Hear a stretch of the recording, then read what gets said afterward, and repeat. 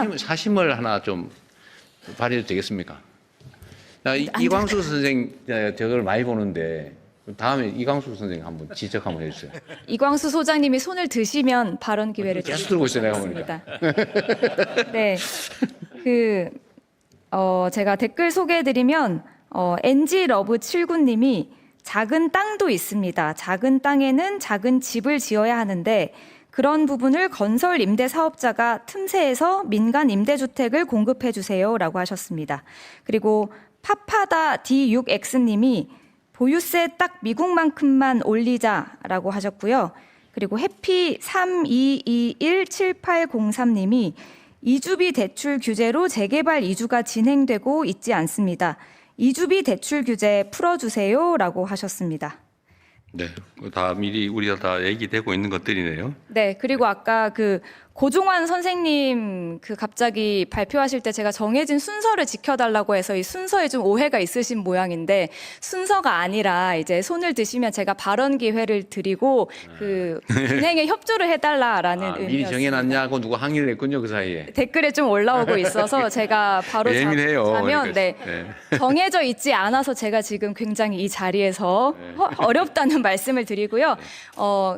사실 이광수 소장님은 유튜브 댓글로도 왜 마이크 안 주냐라는 댓글이 많이 올라왔거든요. 그래서 발언 듣는데 저희가 약속된 시간이 100분입니다. 근데 4분밖에 남지 않았거든요. 처음부터 합시다. KBS에서 양해를 해주면. 예상하고 있었는데 조금 더 많은 분들이 발언하실 수 있게 최대한 간략하게 부탁드리겠습니다. 먼저 이광수 소장님께 마이크 전해드리겠습니다. 네, 참고로 제가 예측하기로는 최하 1시간은 늘어질 거다.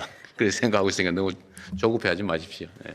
예, 계속 손을 들었기 때문에 공정하지 않다고 생각은 안 합니다. 예. 안녕하세요. 광순회 복덕방 이광수라고 합니다. 저는 간단하게만 제안을 말씀드릴 거고요. 정책은 효율적이어야 되고 그리고 공정해야 됩니다. 그리고 또 하나가 더해줬으면 좋겠는데 과거에 없던 새로운 정책이어야 정부의 의지대로 부동산 시장을 이끌 수 있습니다. 그런 측면에서 어떤 정책을 논의할 때 이게 과거에 없던 건가를 계속 고민해야 됩니다. 그런 차원에서 제가 4가지 정도를 제안 드리고 싶습니다. 첫 번째는 대출 구조 조정을 해야 됩니다. 지금 대출 규제가 이루어지면 전부 다 신규 대출자에 대해서만 규제하거든요. 예를 들어서 LTV, DTI, DSR 모두 답니다. 그런데 기기 대출자에 대해서도 똑같이 적용돼야 됩니다. 그게 공정한 거죠. 왜 무주택자나 아니면 청년들만 규제를 받느냐 이거죠. 기존에는 대출 많이 받아서 집 산 사람들은 집값이 엄청나게 올라 있는데 그 사람들에 대한 대출 규제는 없습니다. 그래서 그런 공정한 대출 구조조정이 이루어진다고 보고 있고요. 두 번째는 저희가 양도세 감면을 해주는데 1가구 1주택자에 대해서 생애 1회로 제한해야 됩니다. 누구는 이사를 엄청나게 다니면서 그 비과세를 계속 받고 있어요. 그런데 이거를 생애 1회로 제한함으로써 과연 합리적인 선택을 하고 내가 처음에 집을 살 때부터 나는 이 집을 오래 살 건가 이걸 고민하게 해야 됩니다. 그래서 양도세 감면을 1회로 제한하자, 생애 1회로 제한하자 이걸 제안드립니다. 세 번째는요. 재건축 해야 됩니다. 해야 되는데 재건축 규제 완화를 하다 보니까 너도 나도 다 하면서 멸실주택이 증가하고 시장이 불안 요인이 되거든요. 그래서 저는 재건축 재개발의 총량 규제를 하자. 예를 들어서 서울에서 2만 가구 1년에 2만 가구만 하겠다는 겁니다. 그래서 그럼 누구를 먼저 하느냐. 공공 분양을 많이 하거나 용적률을 더 많이 올릴수록 분양가가 낮을수록 먼저 진행하게 하는 거죠. 그래서 지금 이 상태로 하면 규제 완화하면 강남만 재건축만 될 거예요. 그러면 계속 비싼 아파트만 시장 양산되는 거죠. 그래서 실제로 재건축 재개발을 통한 공급을 시장 안정화에 기여하기 위해서는 총량 규제를 해서 더 공공성을 확보하고 그리고 분양가가 낮을수록 먼저 해주는 거예요. 인센티브도 훨씬 더 많이 주는 겁니다. 그래서 총량으로 하자. 지금 서울시장이 추진하는 것처럼 재건축 규제 완화를 이렇게 하잖아요. 그러면 우리나라 집값은 폭등할 겁니다. 왜냐하면 30만 채가 갑자기 없어질 거예요. 그래서 총량적으로 해서 순차적으로 하자. 이걸 제안드립니다. 네 번째는요. 규제 지역을 없애야 됩니다. 왜 어떤 지역은 다주택자들이 투기로 사면 대출도 해주고 세금도 깎아주는데 왜 어떤 지역은 규제 지역이라고 해서 그 지역은 안 되는 겁니까? 바로 옆 동네로. 그래서 아예 규제 지역을 없애고 전체 지역에서 예를 들어서 투기로 살 때는 똑같이 규제를 받는 거죠. 이 문제가 왜냐면 갑자기 동탄 지역에 집값 오른다고 가만히 있다가 규제로 하니까 시장이 변하거든요. 그래서 아예 규제 지역을 철폐하고 모든 대한민국의 어떤 땅이라도 투자로 살 때, 투기로 살 때는 규제를 해야 됩니다.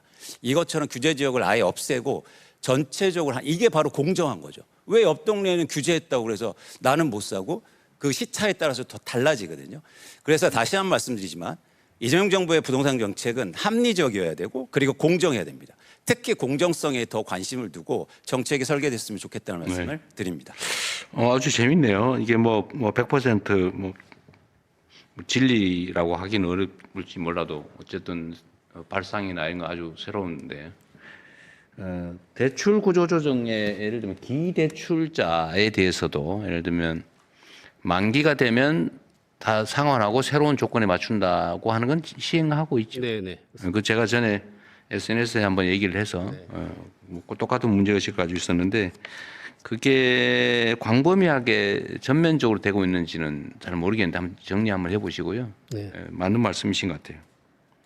지금 사실 청년 세대들이 겪는 어려움도 부모 세대, 기성 세대들은 이미 다 성장의 그 기회, 과실을 다 누렸는데 지금 새로 진입하려니까 너무 어려운 거잖아요. 이제 그거 다 기득권화된 거죠, 기성 세대. 그 문제는 또 일리는 지적받고 양도세나 이거를 생애 이대로 할지는 모르겠는데 기회를 무한대로 하게 하는 것은 사실 좀 문제가 있어 보이긴 하네요. 매우 일리 있는 지적인데 횟수를 제한하든지 아니면 뭐 첫 번째는 많이 해주고 두 번째는 좀 덜 해주고 세 번째는 아주 그거 좋은 생각인 것 같습니다. 한번 고민해 보시면 될 것 같아요. 그렇게 하겠습니다. 좋은 생각 같아요. 저는 이거 너무 많이 이제 활용하거나 총액으로 제한할 수도 있고요. 예를 들면 총액으로 여러 차례 이 고가주택을 사고 팔고 해서 하는 경우에 똑같이 해줘야 되냐. 그 일리 있는 지적 같습니다.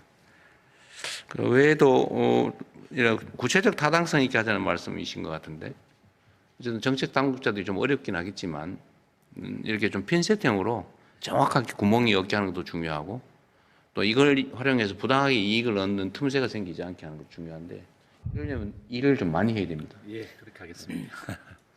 또 다른 분 의견 들어보시죠. 네, 의견 듣겠습니다. 좀 뒤쪽으로 가고 싶은데 저기